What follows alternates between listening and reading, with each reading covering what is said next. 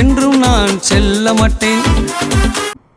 அன்பான தேவ பிள்ளைகளே, உங்கள் யாவரையும் ஆண்டவராகிய இயேசுவின் நாமத்தினால் மீண்டும் உங்களை சந்திப்பதற்கு மிக்க மகிழ்ச்சி அடைகிறேன்.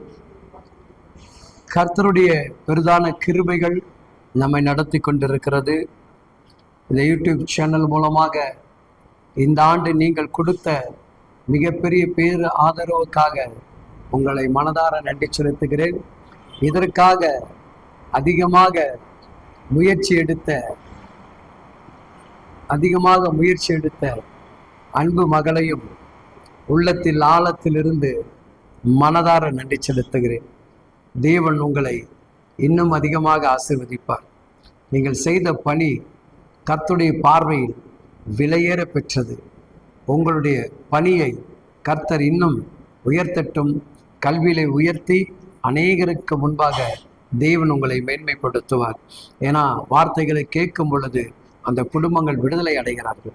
அநேக பேர் சொல்லும் பொழுது இந்த வார்த்தை எனக்காகவே வருகிறது, இந்த வசனம் என்னோடு பேசுகிறது என்று நீங்கள் சொல்லக்கூடிய இந்த செய்தி ஆவியினர் இன்னும் பலனை தந்து உங்களை சந்திக்க இதன் மூலமாக ஏற்படுத்தி கொடுக்கிறார். முடிந்த அளவுக்கு நீங்கள் இந்த வார்த்தைகள், இந்த சேனலில் கர்த்தருடைய வார்த்தை மெய்யாகவே இருக்கிறது, இதில் பரிசுத்த ஆவியினர் இந்த வார்த்தையின் மூலமாக இடைபடுகிறார் என்று நீங்கள் அறிந்து கொண்டால் உங்களை சார்ந்தவர்களுக்கும் நண்பர்களுக்கும் உறவினர்களுக்கும் என்ன பண்ணுங்க, ஷேர் பண்ணுங்க.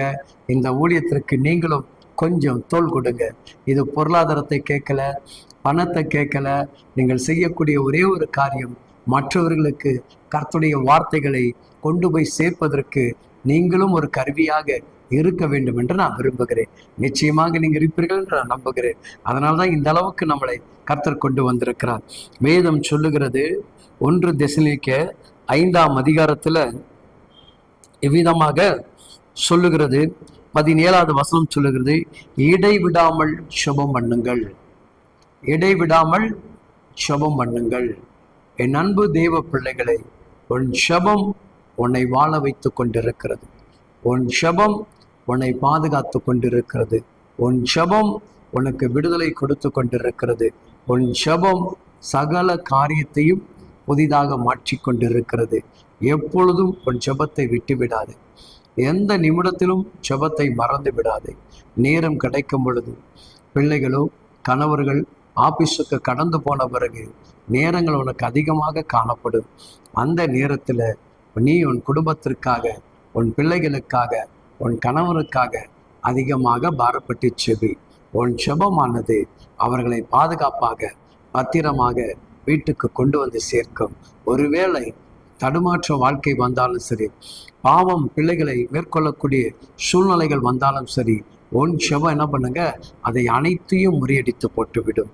காரணம், பரிசுத்த ஆவிடத்தில் ஜெபிக்கும் பொழுது அவர் தம்முடைய தெய்வத்துவர்களை நம் ஜெபத்தின் மூலமாக நம்முடைய குடும்பத்தில் இருக்கக்கூடிய ஒவ்வொரு பிள்ளைகளுக்கும் அவர் பாதுகாப்பை அவர் கட்டளையிடுகிற தேவனாக இருக்கிறார்.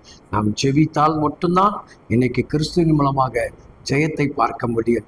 நான் காணிக்கை கொடுக்கிறேன், தசமபாகம் கொடுக்கிறேன், எனக்காக சபையில் ஊழியர்கள் ஜெபிப்பார்கள் என்று சொல்லி மெத்தனமாக இருந்து விடாதீர்கள். அது உன் ஜெபந்தான் உன்னை காப்பாற்றும். எந்த அளவுக்கு நீ உண்மையோடு பாரப்பட்டு பாடுகளை அனுபவித்திருக்கிற அந்த வலி வேதனை உனக்கு தான் தெரியும். அந்த வேதனையோடு நீ ஜெபித்துப்பார், உன் ஜெபங்கள் கேட்கப்படும். அன்பான தெய்வ பிள்ளைகளே, தானியேல் தன்னை தப்பித்துக் கொள்வதற்கு அவங்களுடைய ஜெபம் உதவி செய்தது. அவர்கள் நின்றார்கள், தெய்வ சமூகத்தில் ஜெபித்தார்கள். எனக்காக யாராவது ஒரு ஜெபிப்பார்கள் என்று சொல்லிவிட்டு அவன் அமைதியாக இருக்கவில்லை. எப்பொழுதும் தெய்வ பிள்ளைகளே, நீங்கள் ஒருவர் எனக்காக ஜெபிப்பார்கள் என்று சொல்லிவிட்டு நீங்கள் அமைதியாக இருக்காதீர்கள். நீங்களும் ஜெபிக்கணும். உங்கள் வாயில தேவனை நீங்கள் மகிமைப்படுத்தணும். உங்களுடைய முழங்கால் தேவ சமூகத்தில் முடங்கணும். அப்போதான் கர்த்தர் கிரியை செய்வார். தீய காரியத்தை கர்த்தர் ஒருபோதும் ஏற்றுக்கொள்ள மாட்டார். இன்னைக்கு உங்கள் நண்பர்கள் உனக்கு விரோதமாக பேசிட்டனால, நீங்கள் அவருக்கு ஜெபித்தனால அவர் கீழே விழுந்துட்டாரு, என் ஜெபம் கேட்கப்பட்டதுன்னு நினைக்காத. அது தற்காலிகம். ஆனால் கர்த்தர் அப்படி செய்ய மாட்டார். அதை நீ சந்தோஷம் கொண்டாடும் போது அதோடைய வழி 1000 மடங்கு நம்ம பக்கம் திரும்பிடும். அதனால தேவ பிள்ளைகள் கருத்தா ஞானமாக அறிவாக நீங்க செபிங்க.